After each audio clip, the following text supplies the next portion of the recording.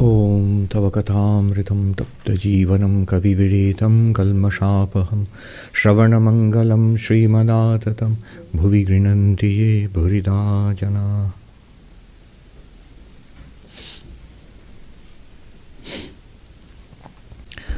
Namaste and good evening and welcome back.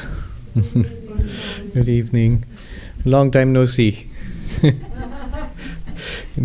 You should go, and whose fault is that? Yes. So this is the Gospel of Sri Ramakrishna class, where we study this book, which is a translation of the Sri Ramakrishna Kathamrita, which is the dialogues, the conversations of Sri Ramakrishna as recorded by Mahendranath Gupta. Here in the book, he goes by M. Mahendranath Gupta, who was a disciple of Sri Ramakrishna. So it's a spiritual classic. This particular book was translated right here in New York by Swami Nikhilanandaji around the time of the Second World War. And it actually got a review in the New York Times at that time, just after it was published, I think, yeah, all the way back. So we read this, we read little bits of it, and then I talk about it. You can ask questions or just give comments. I was just thinking today, why did I insist on keeping it private? One reason was, before I came here, I was in the Vedanta Society of Southern California in Hollywood, and there too they had this class. This class was given by Swami Prabhavanandaji, who was the founder of the Vedanta Center in Southern California in Los Angeles. And this class was the most special class.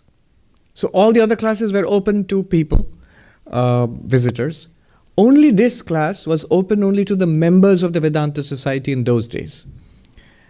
And Christopher Isherwood, he records that Christopher Isherwood would read from the text, the English translation. I wonder what they used before this was published. I think it was published in 1942. And Christopher Isherwood would read, and Swami Prabhavanandaji, whom they used to call Swami P. So he would comment on it. He would say something about it. And it was quite amazing because number of the people here in this book, Swami P had actually met them. He knew many of them. And that class was special and it was restricted only to close devotees. So maybe that was in the back of my mind when I said, let's just keep it. But this class has grown and grown and grown, so. All right.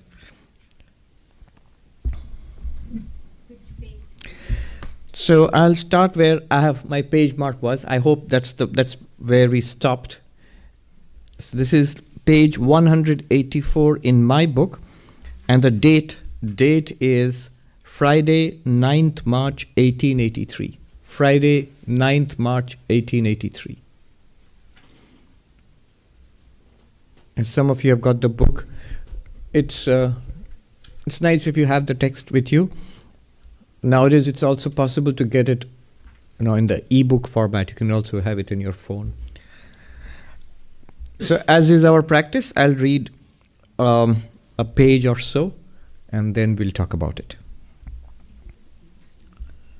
Did you find it? March 9, Friday, 1883. Yeah. About 9 o'clock in the morning, the master was seated in his room with Rakhal, M, and a few other devotees. It was the day of the new moon. As usual with him on such days, Sri Ramakrishna entered again and again into communion with the Divine Mother. He said to the devotees, God alone exists and all else is unreal. The Divine Mother has kept all deluded by her Maya. Look at men. Most of them are entangled in worldliness. They suffer so much, but still have the same attachment to lust and gold. The camel eats thorny shrubs, and blood gushes from its mouth. Still it will eat thorns. While suffering pain at the time of delivery, a woman says, I shall never go to my husband again. But afterwards she forgets. The truth is that no one seeks God. There are people who eat the prickly leaves of the pineapple and not the fruit. Devotee, devotee, sir, why has God put us in the world? Master, the world is the field of action. Through action, one acquires knowledge. The Guru instructs the disciple to perform certain works and refrain from others. Again, he advises the pupil to perform action without desiring results. The impurity of the mind is destroyed through the performance of duty. It is like getting rid of a disease by means of medicine, under the instruction of a competent physician. Why doesn't God free us from the world? He will free us when the disease is cured. He will liberate us from the world when we are through with the enjoyment of lust and gold. Once a man registers his name in the hospital, he cannot run away. The doctor will not let him go unless his illness is completely cured. During these days, Sri Ramakrishna's heart overflowed with motherly love, like the love Yashoda felt for Krishna. So he kept Rakhal with him. Rakhal felt towards the master as a child feels towards its mother. He would sit leaning on the mother's lap as a young child leans on its mother while sucking her breast.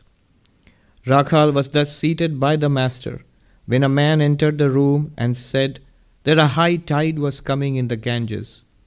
The master and the devotees ran to the Panchavati to see it. At the sight of a boat being tossed by the tide, Sri Ramakrishna exclaimed, "Look, look, I hope nothing happens to it." They all sat in the Panchavati.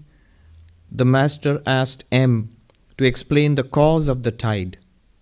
M drew on the ground the figures of the sun, moon and earth and tried to explain gravitation, ebb tide, flood tide, new moon, full moon, eclipse and so forth. Master to M, "Stop it, I can't follow you. It makes me dizzy. My head is aching." "Well, how can they know of things so far off?" "You see, during my childhood, I could paint well, but arithmetic would make my head spin. I couldn't learn simple arithmetic." Sri Ramakrishna returned to the room with the devotees. Looking at the picture of Yashoda on the wall, he said, "It is not well done. She looks like a garland seller." The master enjoyed a nap after his noon meal. Adhar and other devotees gradually gathered. This was Adhar's first visit. He was a deputy magistrate and about 30 years old. Adhar to the master, "Sir, I have a question to ask. Is it good to sacrifice animals before the deity? It certainly involves killing." Master, the Shastra prescribes sacrifice on special occasions. Such sacrifice is not harmful. Take, for instance, the sacrifice of a goat on the 8th day of the full or the new moon. I am now in such a state of mind that I cannot watch a sacrifice. Also, I cannot eat meat offered to the Divine Mother. Therefore, I first touch my finger to it and then to my head, lest she be angry with me. Again, in a certain state of mind, I see God in all beings, even in an ant. At the time, if I see a living being die, I find consolation at the thought that it is the death of the body, the soul being beyond life and death. One should not reason too much. It is enough if one loves the lotus feet of the mother. Too much reasoning throws the mind into confusion. You get clear water if you drink from the surface of a pool. Put your hand deeper and stir the water and it becomes muddy. Therefore pray to God for devotion. Behind Dhruva's devotion there was desire. He practiced austerities to gain his father's kingdom. But Prahlada's love for God was motiveless, a love that sought no return. A devotee, how can one realize God? Master, through that kind of love. But one must force one's demand on God. One should be able to say, "O God, will thou not reveal thyself to me? I'll cut my throat with a knife." That is the tamas of bhakti. Devotee, can one see God? Master, yes, surely. One can see both aspects of God, God with form and without form. One can see God with form, the embodiment of spirit. Again, God can be directly perceived in a man with a tangible form. Seeing an incarnation of God is the same as seeing God himself.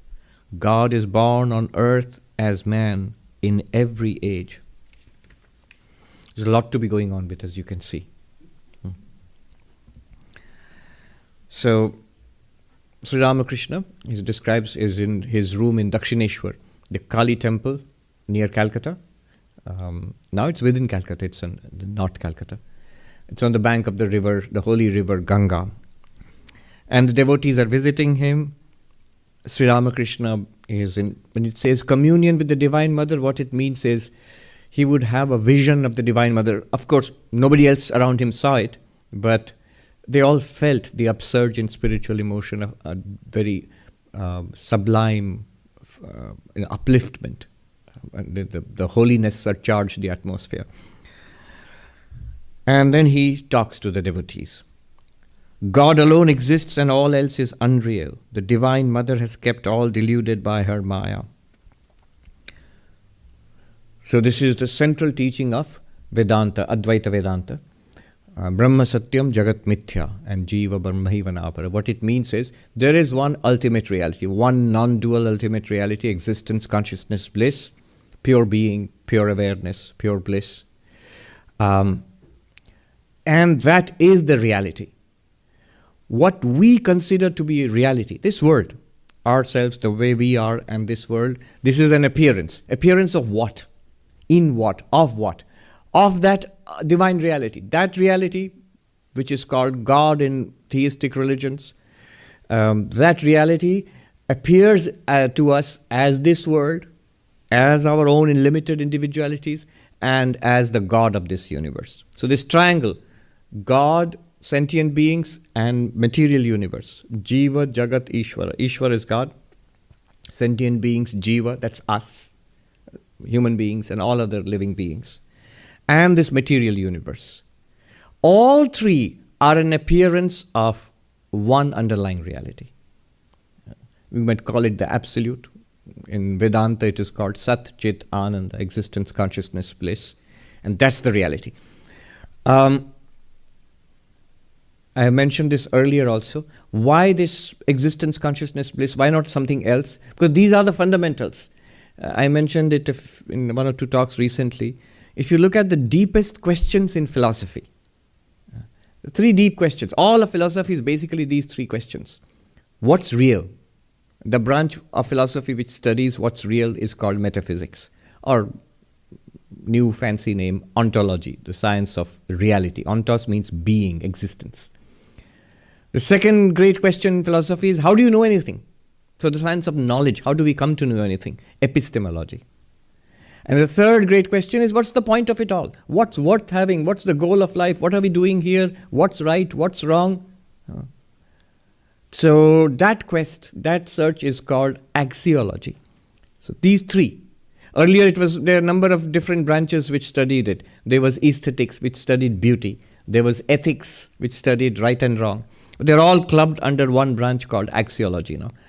And if you look at it, these three questions, what's real? How do you know anything? And what's the point of it all? The answers to these three questions are this Satchidananda, existence, consciousness, bliss. What's real?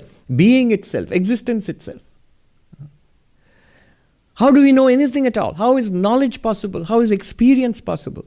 Consciousness, Chaitanya, consciousness, awareness. That's what makes first-person experience possible. And what's the point of it all? The answer is from Vedanta, Ananda, bliss, fulfillment. So these are the broadest and deepest answers you can have. And Vedanta says that is the reality. And what we take to be reality is an appearance. Sri Ramakrishna says, unreal. It's an appearance. Unreal in the sense that you experience it, but it's not the truth, or at least not the final truth. If it is too much to swallow, that all of whatever we experience in this world is false, it doesn't exist. Don't think of it that way. Think of it as Vivekananda put it. We do not go from falsity to truth, but we go from lower truth to higher truth. So this is not false because it works. I mean, there are reasons why we should consider this to be true. There are reasons why we consider dreams to be false and the waking to be true. This is real. And what we experienced last night in our dreams, that's unreal. That's a dream. This is real. What happens on Broadway or on movies is unreal, a fiction. So there are good reasons to consider this real. But this is not the ultimate reality. And that also shouldn't surprise us. After all, what is science? It's penetrating through what seems to be common sense reality to find a deeper truth, which may not be obvious at first. That is science. Science is you're investigating to find what's real here. And so Vedanta claims the ultimate reality is existence, consciousness, bliss, Satchidananda. And it goes on further to make this stunning claim. What is this existence, consciousness, bliss? Where is it? It's you. Tattvamasi, you are that. That the whole of Vedanta is summed up by that profound equation. Atman is Brahman. The self is the ultimate reality, but not the self as we think of it now. Not as just this. This person is the ultimate reality, that's ultimate megalomania. But there is the truth within. The reality is there within us. Within us means our essential reality is this divinity, which is existence, consciousness, bliss. That thou art. Tattvamasi. That's the teaching. And we have to realize that.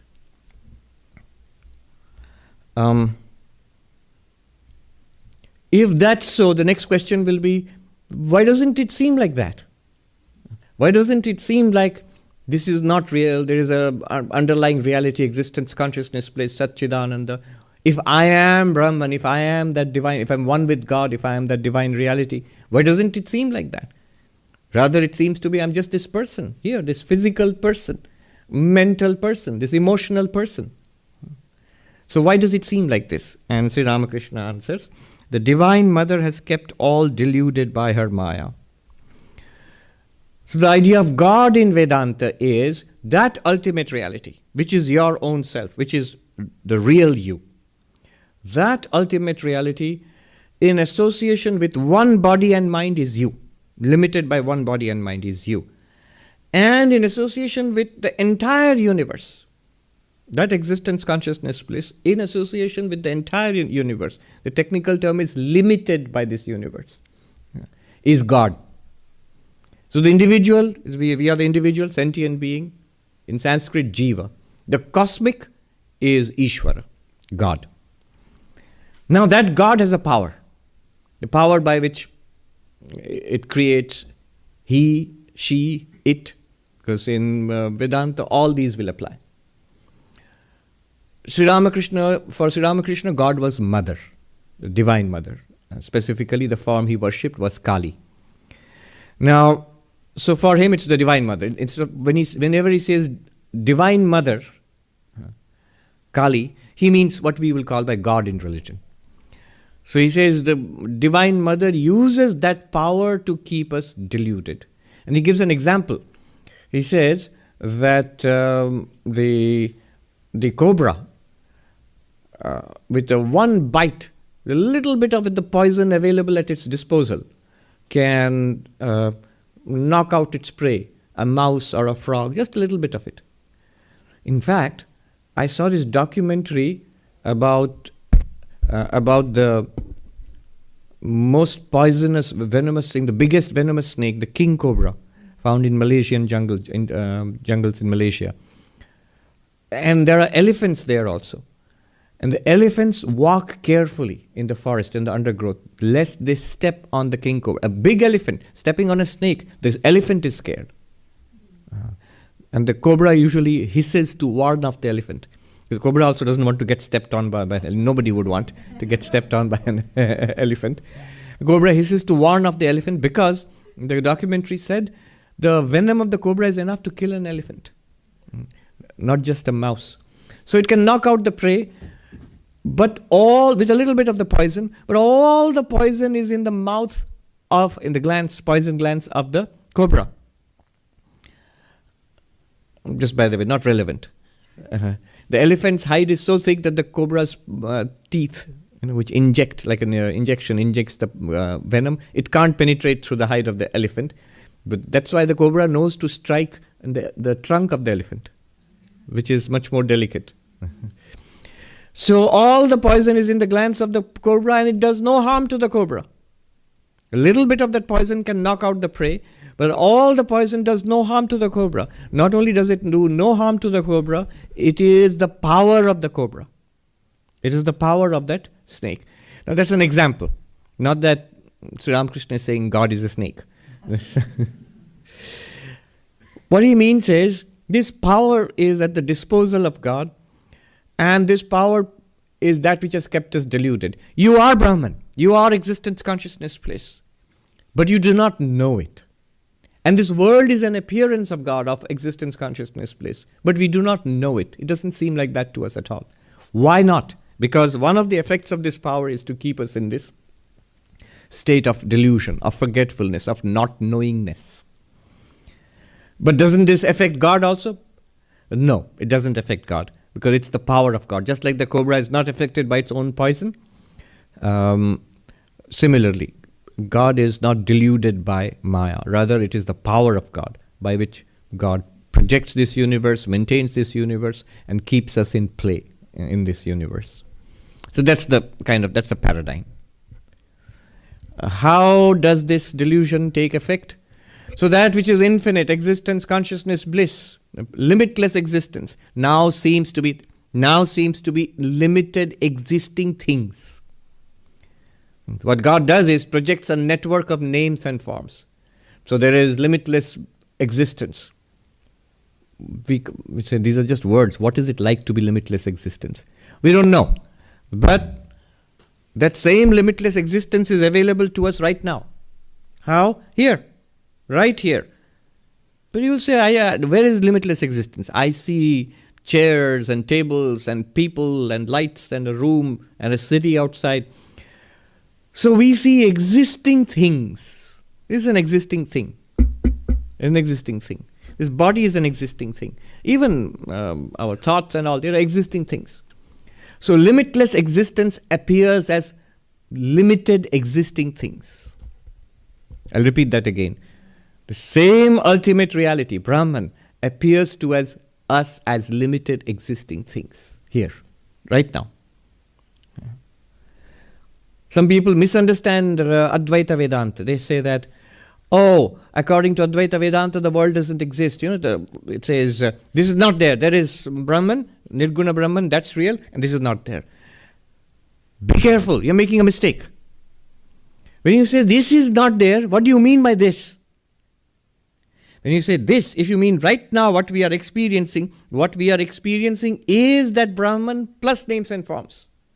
If you dismiss this, you're throwing out the baby with the bathwater. You're throwing out Brahman with the appearance. What is meant by the falsity of the world is this network of names and forms. That is an appearance. We are not experiencing just a network of names and forms. We are actually experiencing Brahman with the network of names and forms, and we are unable to distinguish. Drigdrishya Viveka makes this clear, that little book.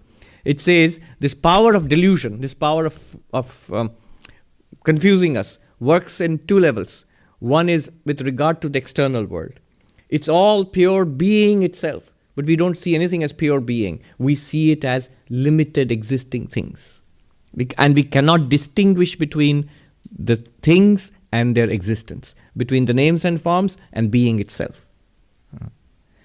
And it operates, this power operates within us, in each of us. We are unable to distinguish our bodies and minds from this pure consciousness which we are. We are right now experiencing ourselves not just as body-mind. You are awareness, you are pure consciousness, you are the Atman with a body and mind. But we are unable to separate. Separate means not physically separate, to understand the difference. So internally we are unable to understand the difference between the witness consciousness or pure consciousness and body-mind. This difference is not clear to us. And externally, whenever the objects which we experience, the world and everything else, we are unable to distinguish between pure being and this world of appearances, names and forms. This is the power of delusion. And this is what you overcome when you become enlightened. Those who are jnanis, enlightened, for them it's very clear. They experience themselves exactly as we are experiencing ourselves, except they are very clear about that I am this witness consciousness, pure consciousness, and I operate through, inhabit, embody in this body-mind. And this world is nothing but God or nothing but Brahman, appearing as tables and chairs and people and cars and buildings and so on. So this is the operation of the power of delusion, of Maya. God is not affected by the power of delusion, and the enlightened one is not affected by the power of delusion. God creates this universe. God knows it is only existence, consciousness, bliss, which is his, her, or its own reality, Divine Mother's own reality. And the reality of the world which is projected is also Brahman. And the Divine Mother is never confused by this. Nor is the enlightened one, someone like Sri Ramakrishna, ever confused by this. Okay, you had a question. Even their atoms and protons and neutrons, they also exist, and they're all different from each other. And they have different properties. And so what would be equivalent to the water, and what would be equivalent to the waves? So remember, the wave has a name and a form and a function. And its reality is water. Whenever we look at a wave, we are not looking at just the name and the form and the function. We are looking at the water plus name, form, and function. What's a wave for us? When any one of us, oh, there's a wave in the ocean. There's a big wave coming. Are we looking at a form of a wave or the whole thing? That is water with the form of a wave, right? So when we experience this universe, we are experiencing Brahman with the name and form. With the name and form of different things. Now, we just can't distinguish or discern what is Brahman in them. Wave and water, it's easy because we know what is water and we know what is a wave and what's meant by a wave. Now, what is equivalent to the water? Existence, being. Even better to understand, actually experience it. Because the moment we say being or existence, we'll think of something out there. Just like, oh, that's a wave and there's water in there. We think it's in there. Actually, the wave is in water, not water in the wave. Think about it. We think that wave has lots of water in it. And this wave has less water. Smaller wave has less water. Rather, the wave comes up in the water. The water was there before the wave. The water is there during the wave. The water is there after the wave. The wave is something that happens in water. Now, like that, what's here? What's common? Existence, being itself. Now that's difficult to understand because we'll think that, oh, so the table has some existence and the chair has some existence, this space has some existence. Rather, existence itself is appearing with these names and forms. Even better, think of it as consciousness, being awareness, which you are experiencing right now. Yeah. Is it possible to just understand the material universe and that it's nothing but appearance in God without independent of me? Right, but the problem there will be, you are not just you. Actually, you are Brahman. And if you try to leave yourself out of the equation, what you are trying to say is, can we understand the waves without, and the ocean itself? And you say universe is like the ocean itself. Yeah. Can we understand the ocean without the water? You cannot. It's basically the water. The fundamental reality of the ocean is water. According to Advaita Vedanta, the fundamental reality of this universe is you. If you try to understand the universe, I don't know if I understand your question, but you try to understand the universe and leave yourself out of the equation, you will get modern physics. That's the best possible understanding we can get of the universe. Though, I don't know enough, but all I read about it, it gives me, the understanding seems to be that you actually cannot leave the observer out of it. That seems to be the latest understanding. Thank you so much. Yeah. Now we are deluded. But Sri Ramakrishna is ever practical. What form does this delusion take in our day-to-day lives? And it takes the form of desire. This overwhelming desire for things of this world, money, relationships, success, for things of this world, which we do not question. And we feel if I get these things, I will be fulfilled. This is a sort of unquestioned for us. Especially when you have a strong desire. You don't question that desire. If I fulfill that desire, I will be happy. That seems to be the driving force for all of us. And this is what Sri Ramakrishna says. Look at men. He gives examples. He gives 3 examples. First example, the camel eats thorny shrubs and blood gushes from its mouth, still it will eat thorns. Vedanta, we say that Vedanta, the goal is to overcome suffering and attain fulfillment. All beings are propelled by this desire to overcome suffering and attain fulfillment. But this is distorted. The beings are suffering, but they are not fulfilled, and yet they repeat it. They seem to be asking for suffering. This is the form of delusion. Yeah. They seem to be asking for suffering. It eats the thorns, the thorny bushes, and the camel's mouth bleeds, and goes back and eats it again. And that's what we do. We repeat. We repeat. Somebody raised an objection to the law of karma that, see, even if it were true that all what we are experiencing now is the result of past karma, and we go through we do things and we get the results of that, what would be the point of it? Because I don't remember my past life. I don't remember doing these things. And so if I get some bad results because of that, how will I learn anything at all? You see the objection first. I'm suffering in this life, and I'm told this is because of my karma. Now, I don't even remember that karma. I don't remember doing it. I don't remember my past life. What's the point of this? How am I learning anything at all? The answer to that would be this, we really don't learn that way. Memory is no good as a teacher. That's why we repeat mistakes. We repeat mistakes. We do things, we get shocks, and if we did learn the first time, second time, 10th time, we would still make so much progress. But we don't. We repeat. And sometimes, tragically, we repeat the same mistake throughout one life. So, doctors have told me, greatest suffering they have seen in emergency rooms and all, drug overdose, people suffering so much, and you work so hard to put them back on their feet, and they're back again next week.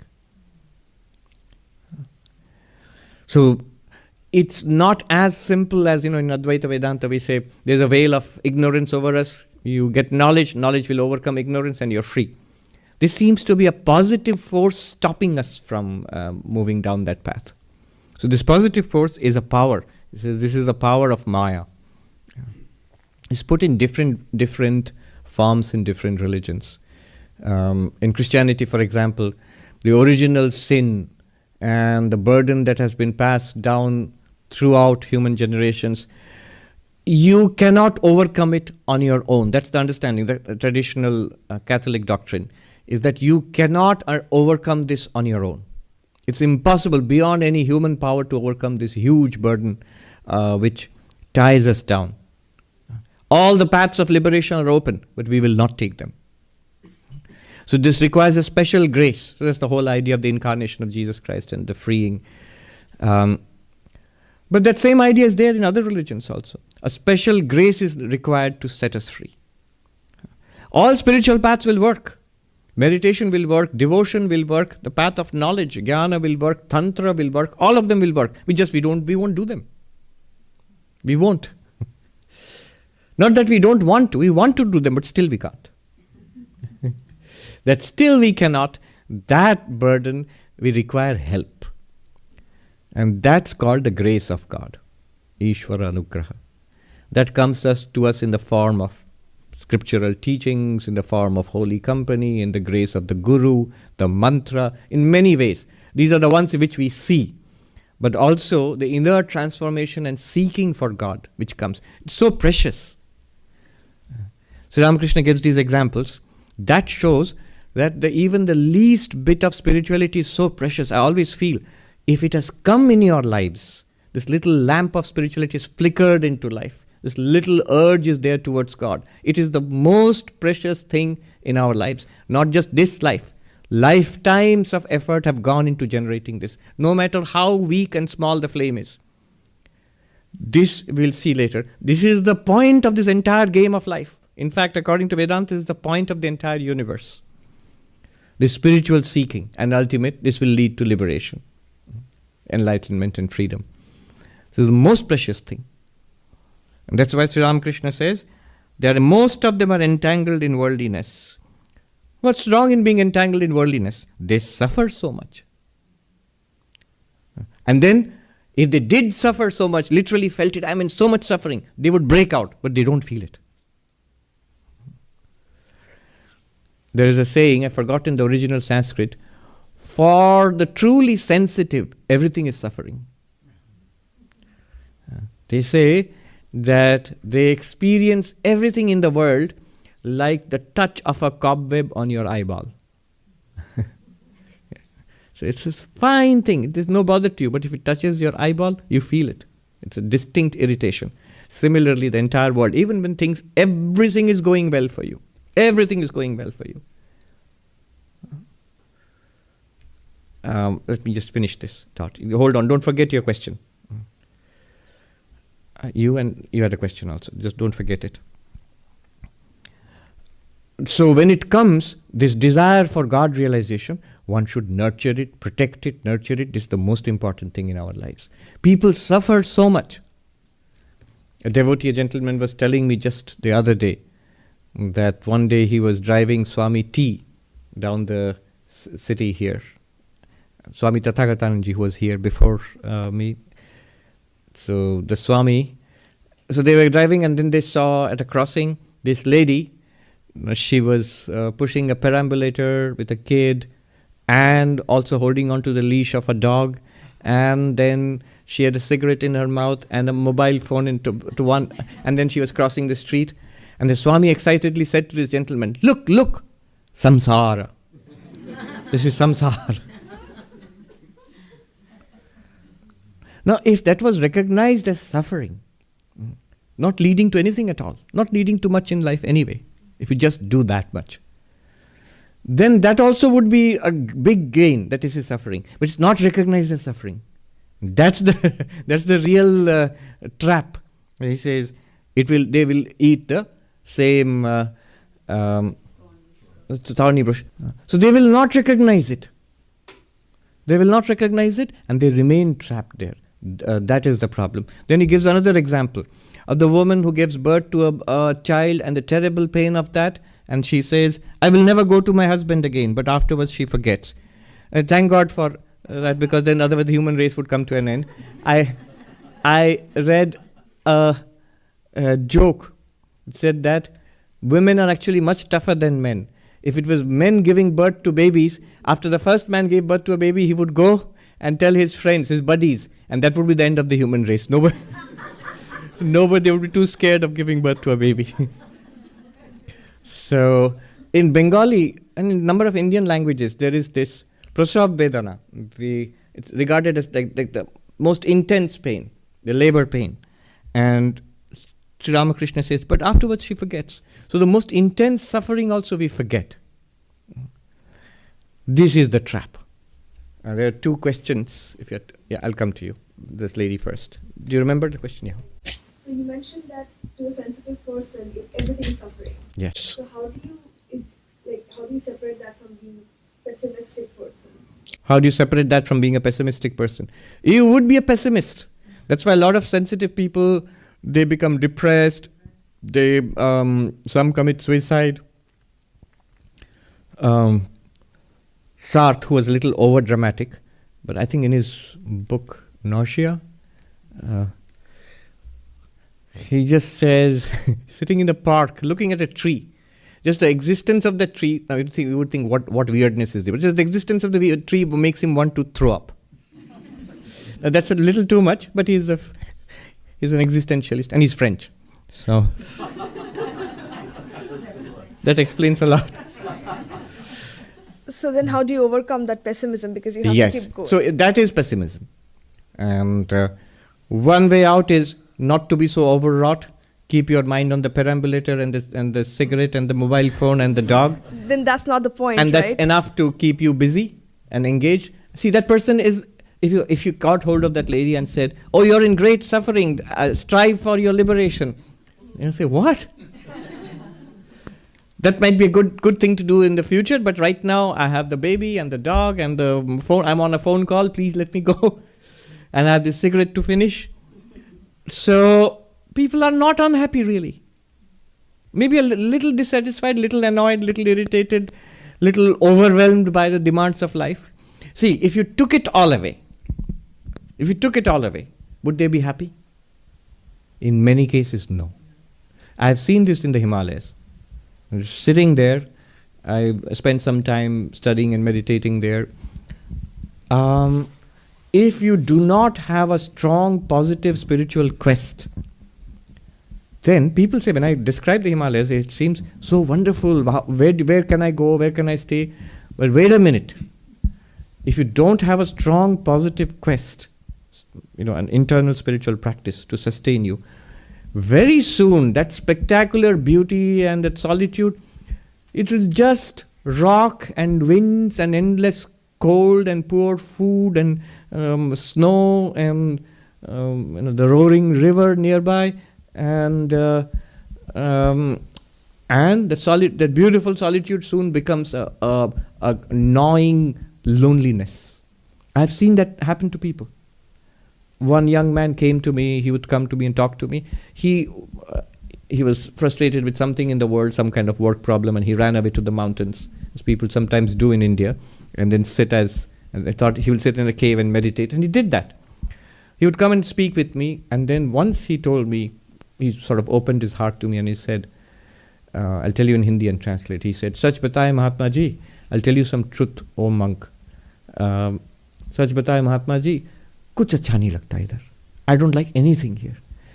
And I don't like anything there. The problem is no longer anything outside. What will you blame and whom will you blame? There's nobody around. You're not going to blame the Himalayas. You're not going to blame the wind and the snow and no, there's nothing around. It's not that the food is terrible also. It's not very good, but it fills your tummy. And there's no pressure at all. I mean, there's such a beautiful culture that if you want to be a spiritual seeker, you're supported. You will not get 5-star treatment, but you don't need it either. You can just stay by yourself. Then whom will you blame if you're not happy there? But why are you not happy there? See, this is the thing. So this is the thing. Now, why will this not lead to pessimism? That was your question. Yes, it will not, because it's not just this dislike of the world or unhappiness with the world. There's a positive program here. See, we are all seeking fulfillment. And the point is, if you're sensitive enough, you will see there's nothing fulfilling here. And fulfillment is possible.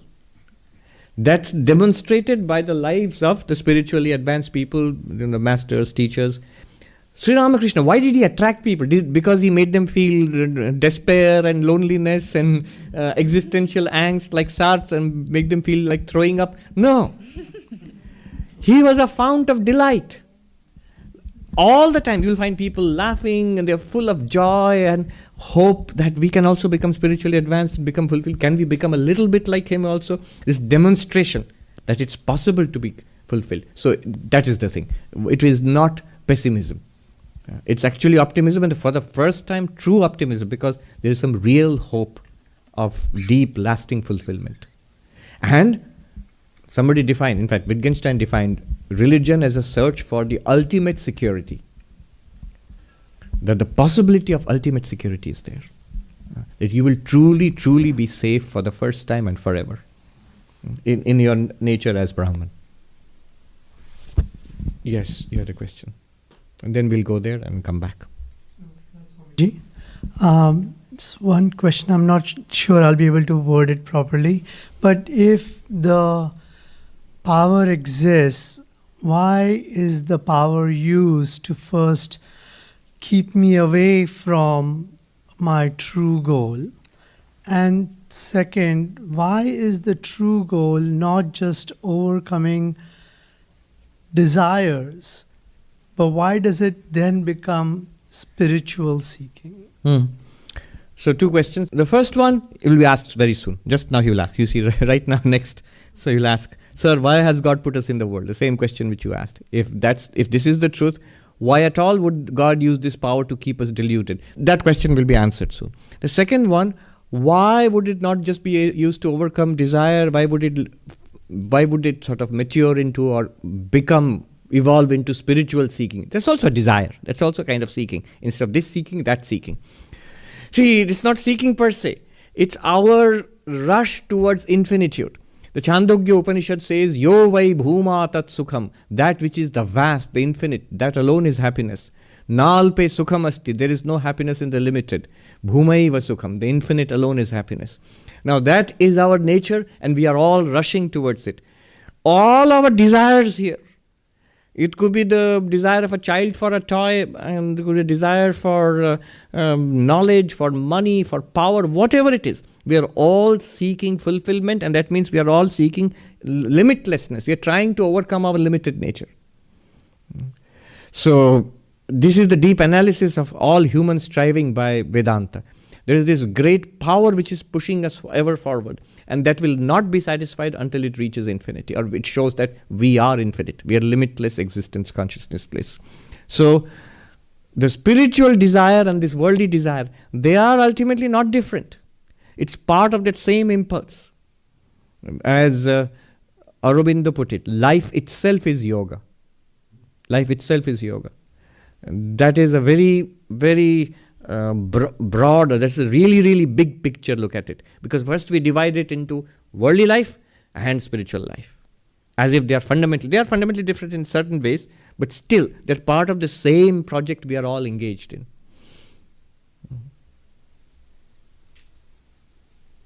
We did that talk yesterday, this Sunday, Sureshwar Acharya's view of spiritual life, and he starts with, all beings instinctively try to overcome suffering. And we can add to that, all beings instinctively move towards fulfillment.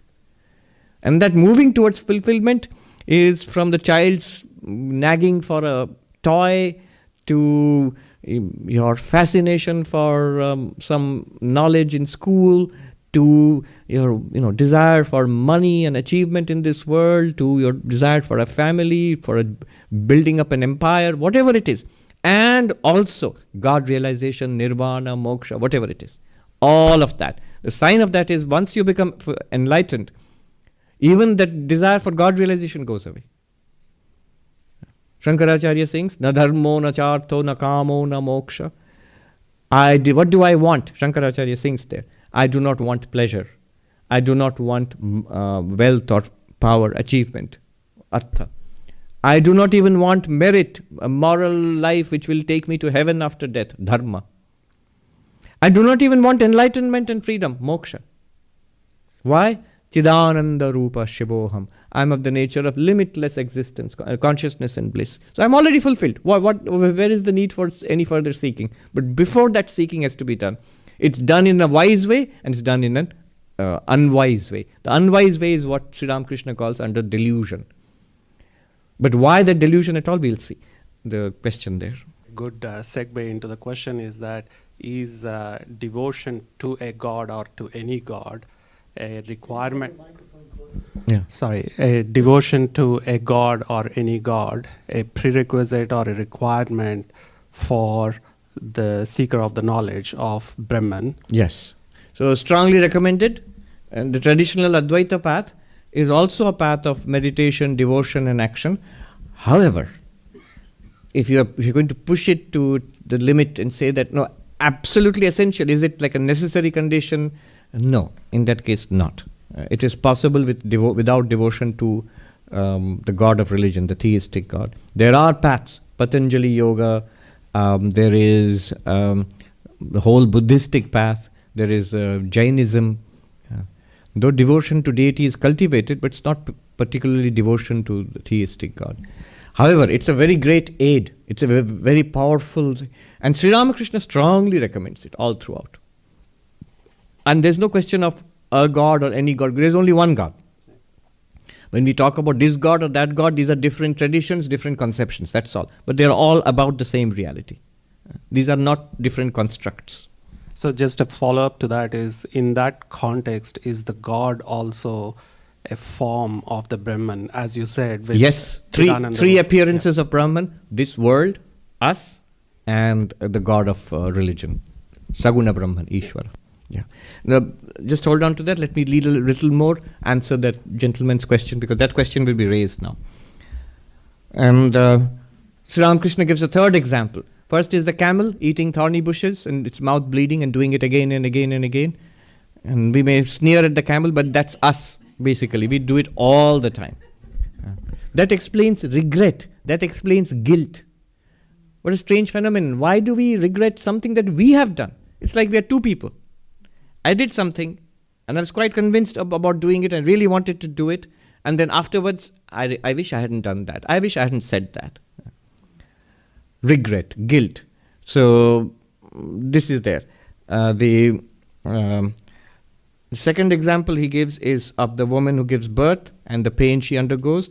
And the third example he gives is the people who eat the prickly leaves of the pineapple and not the fruit. So the delicious fruit, pineapple, is there. And this is a good example, because where is the pineapple? Right there, right there. You just have to go a little more. You seek a little more deep, little more penetration, and you will get the actual fruit. Not the prickly, the tasteless leaves outside. And this is what people are doing in the world when we pursue worldly goals. And there is, again, nothing wrong in pursuing worldly goals. So this is a subtle balancing act. And that, after all, this world is what? It's an appearance of God. It's an appearance of Brahman. Everything in this world is nothing but God, just as all waves are nothing but water. So worldly pursuits are also nothing but the divinity. However, the mistake lies in not recognizing the divinity, not seeing God at all in anywhere, and thinking that worldly pursuit itself will give me fulfillment.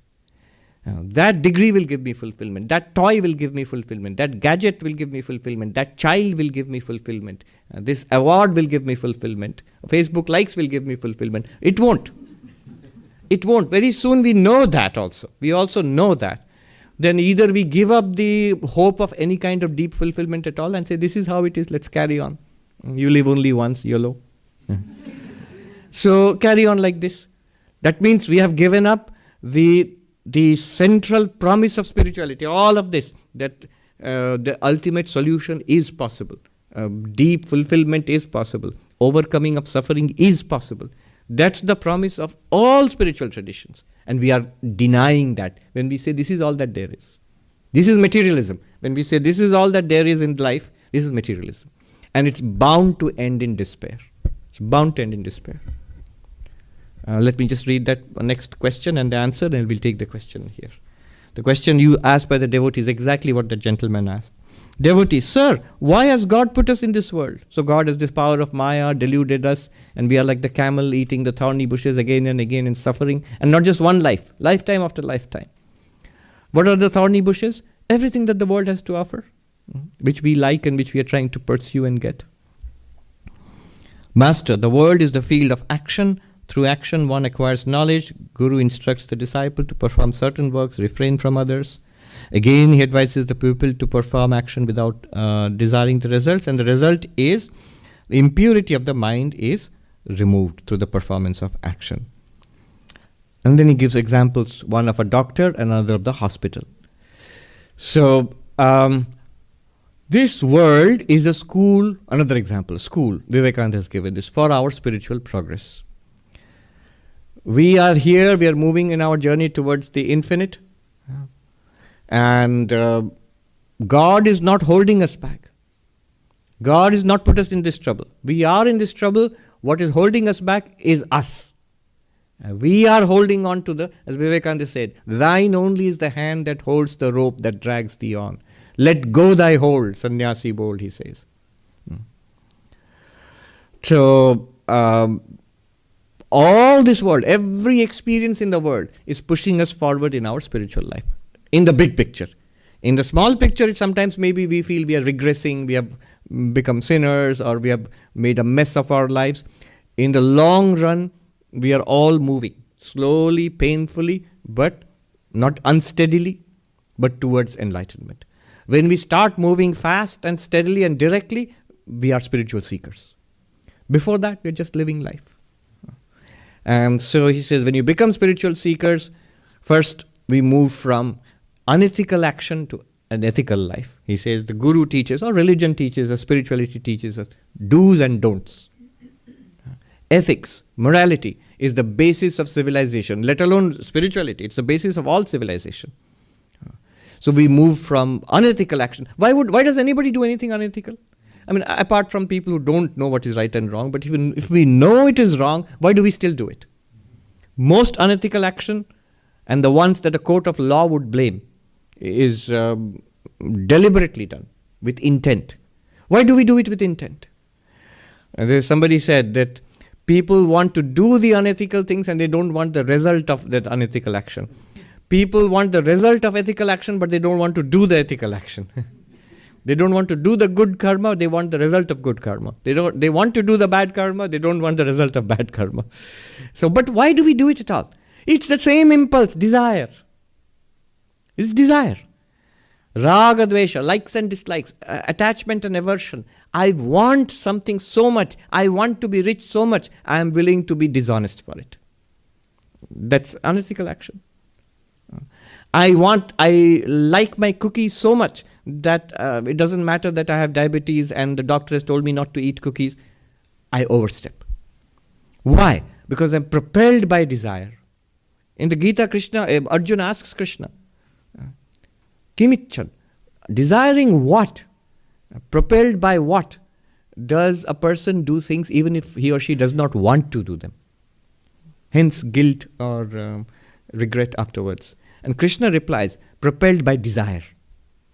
Kama esha, krodha esha. Propelled by desire, propelled by anger. They are related, obverse and reverse. If your desire is obstructed, there is anger. It gets immediately transformed into anger. So this desire, what is this desire? It's the same impulse which is taking us Godward. It's just uneducated, it is just untrained. Educated, trained, sophisticated, with a good understanding, maturity, it will become spiritual seeking. No longer desire in the world. It's so easy to say, not so easy to do. And that's the whole struggle. So he says, so first they will move from, the Guru will tell you do's and don'ts. Don't do the things which I said, tell you not to do. Do the things which Guru or religion tells you to do, morality tells you to do. And then he says, then next level, from ethical action to selfless action, from karma to karma yoga, from dharmika karma to karma yoga. There can be selfish action which is ethical. So most people are in that category. Most people who consider this, I'm not particularly interested, what do they say? I'm not particularly interested in God, spirituality and all that. Isn't it enough to be a good person? So they are good people. Or they try to be good people. And they're not really not interested in God, spirituality and all of that. So that's that level in which they're trying to be good people. But there's something higher than that. Ethical and selfless, no longer for any selfish worldly goal. All my action now becomes as a service in the family, in the job, in the temple, in the community, and also spiritual seeking, prayer, meditation, and all of that. And so on. Yes, Shri. We're talking about the woman who keeps having children. I always take this personally, but no, it's all of us. It's all of it. Anybody who pursues goals and is dissatisfied at the end of it and keeps doing the same thing. So, but we're hardwired, right? So a woman, a baby, when I see a baby, even now, and, I'm not going to have any more, but it's so much joy, and yet I know that there's the flip side is so much pain, and I know both. But, we are, first of all, we're hardwired. Second of all, we're encouraged to pursue that desire. And it's also a desire that one never regrets. I don't know a single mother, whether they've lost a child or haven't had a perfect child, who will say, I regret having that child.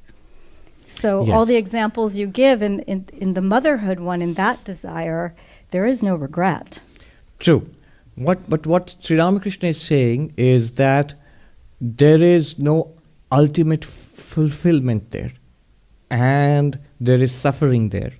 And so it's not that you have to give up your children, resign from your job and, give away your house and car and then run away to the mountains. That's not what he's saying. This exact same life can go on and should go on.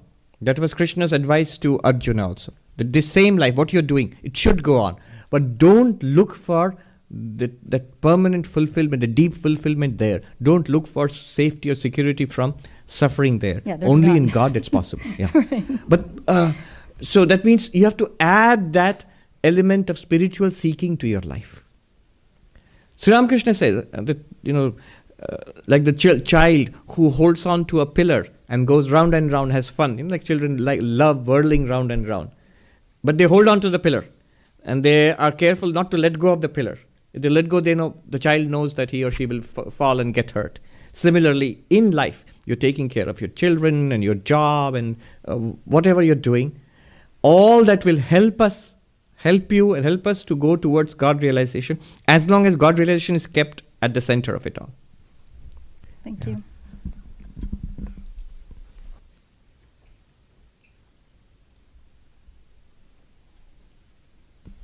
Pranam Swamiji. Yes. So when you get a desire for God realization, does that ever regress, or do you keep building? The reason that I ask is, I'm lucky to be on this path. Yes, we are all lucky to be. Yeah. And remember, this is very important to admit to yourself that the importance of this. We dismiss it sometimes. That all of us, we are here because we have been called. There is a special blessing upon us.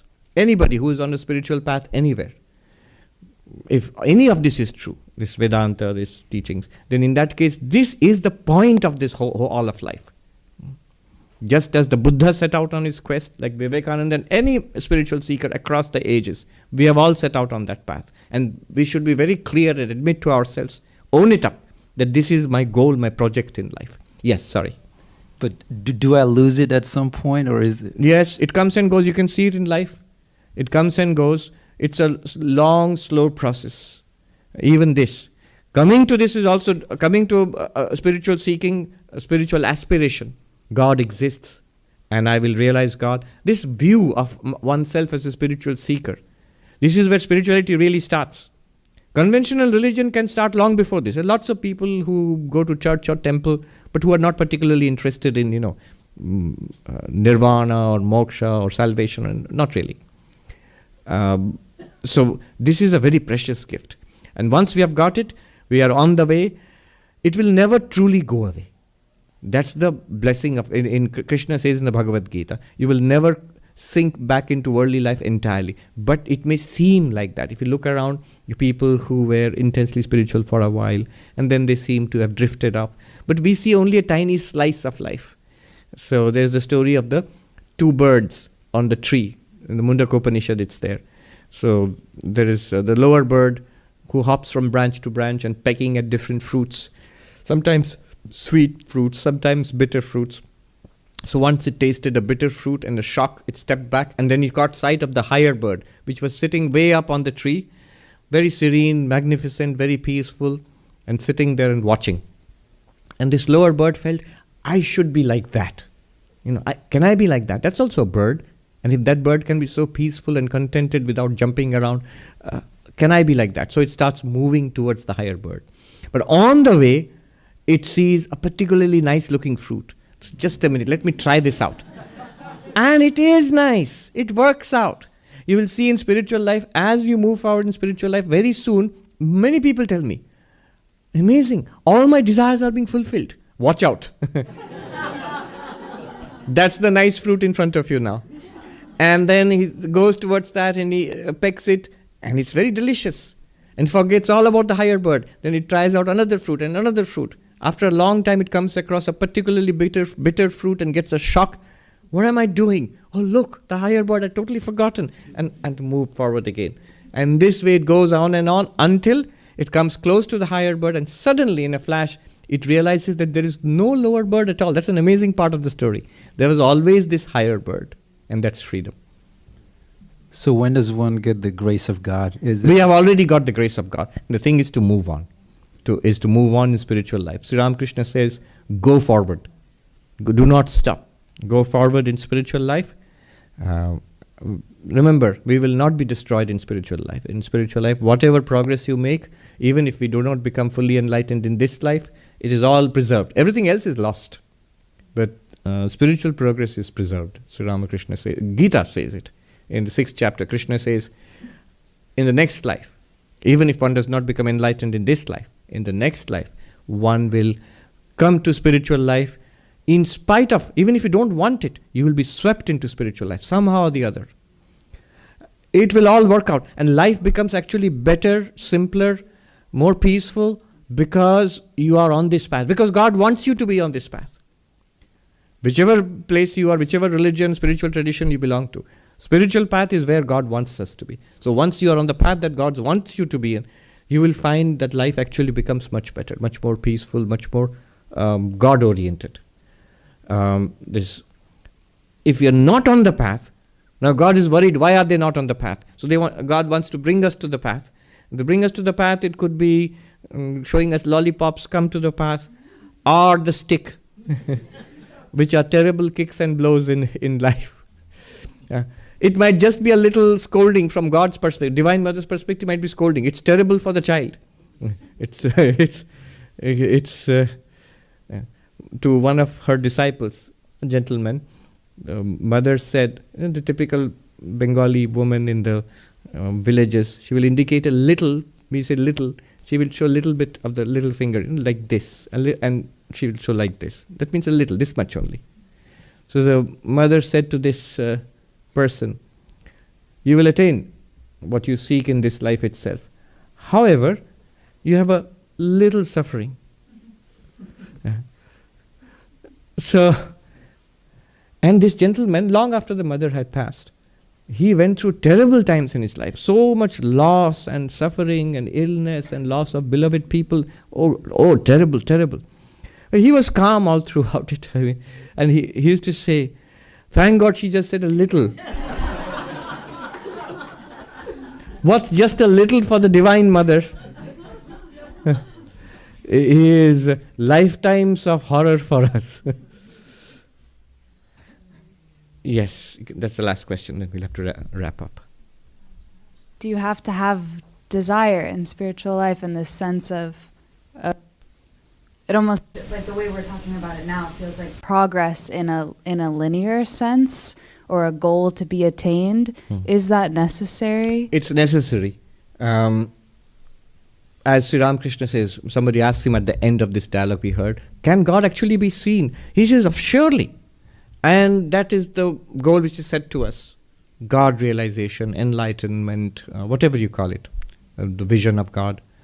So there must be a positive goal for us to move towards. Ultimately, we'll realize that the lower bird doesn't exist. You are the higher bird anyway. That was the teaching of Advaita Vedanta. You are that, Tattvamasi. There's only one non-dual existence, consciousness, bliss. But if you say that right now, people will say, oh, so I am Brahman. I don't need to do anything else. But you can't stop, because suffering will drive you forward. So we must have a spiritual goal. And these enlightened ones, they are the sages and saints of different religions. They are good examples for us to move towards, to perfect our conduct, to perfect our prayer, meditation, to perfect our Vedantic inquiry and move towards that. Is that what you're asking? I think so. I'm curious about, I guess, just different orientations to like having a goal and being determined to reach that goal versus, I don't want to use the word enjoying, but like it sort of being where you are and almost feeling like you're watching something unfold. Absolutely. Rather than You're going right. somewhere. Yes. So you have to see what kind of language and approach works for you. I see. For some people, a goal and moving towards it may work. Right. For some people, it will just be a kind of strain and ruin the fun of spiritual life. So look at how Vivekananda put it. He didn't put it as a goal which you have to move towards. He said, what is religion or spirituality? It's the manifestation of the divinity already within us. Right. So it's right here, what we are doing right now. I am Brahman. How can I live as Brahman? So he says, consider that you have reached the goal. According to Advaita Vedanta, actually you have reached the goal. You have never been away from the goal. You are that. Then what do you do in spiritual life? you live in a way that manifests that reality. If we are truly one with God, how should I live? How should I talk? How should I respond to things? How should I react to life itself? How should I react to death itself? If I am one with God, if I am Brahman. Yeah, that's a very good point. Sometimes this goal and seeking model can prove to be very unmotivating. If you have to strain continuously and it's all very difficult, and one day I'll become enlightened and then I'll be very deeply fulfilled and all of that, but till that time, for many lifetimes, it's going to be a hard struggle. Not many people will be motivated. No. So enjoy the process itself. And why should you not? Unlike anything else in life, this is something that's already attained. It's already there within you. It's already our real nature. You're basically just unfolding it. To the extent that we are able to unfold it, that is, life becomes more meaningful, more deep. You become a blessing to yourselves and to all others. All right, with that note, I'll end. Om Shanti Shanti Shanti Harihi Om Tat Sat Shri Ram Krishna Arpanamastu.